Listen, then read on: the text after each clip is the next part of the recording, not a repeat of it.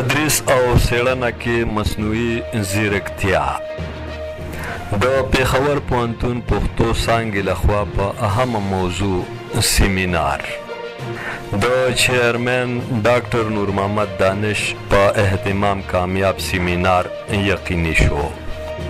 تدریس او څیړنه کې مصنوعي ځیرکتیا په موضوع یو ورځنی سیمینار د پښتو څانګې پېښور پوهنتون لخوا ترسره شو.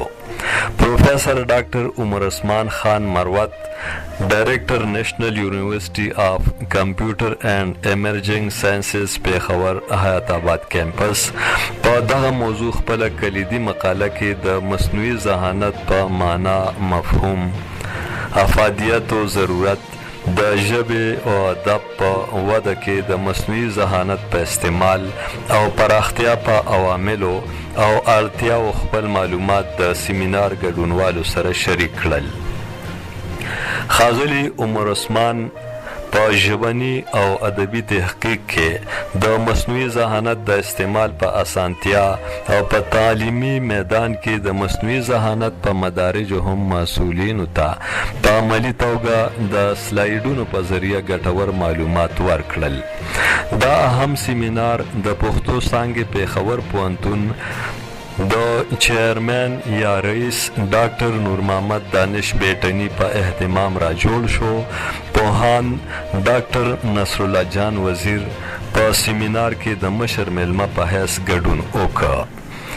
ډاکټر شکیل احمد او ډاکټر نگینا خانم د نظامت چارې ترسره کړې. ډاکټر بشرا خاتون، ډاکټر پاغوندا مختیار، ډاکټر جاوید اقبال، ډاکټر شکریا قادر، ډاکټر زبیر حسرت، ډاکټر اسلم تاثیر افریدی، ډاکټر نصر الله مجنون، ډاکټر شهاب عزیز ارمان، محمد اسحاق، امجد علی خادم، د پښتو څانګې ایم فل او پی ایچ ډي سکالرانو او نورو ګڼو لیکوالانو هم سیمینار کې ګډون وکړ. په پای کې د سیمینار ګډونوالو ته اسناد یا سرټیفیکیټس هم ورکړل شول.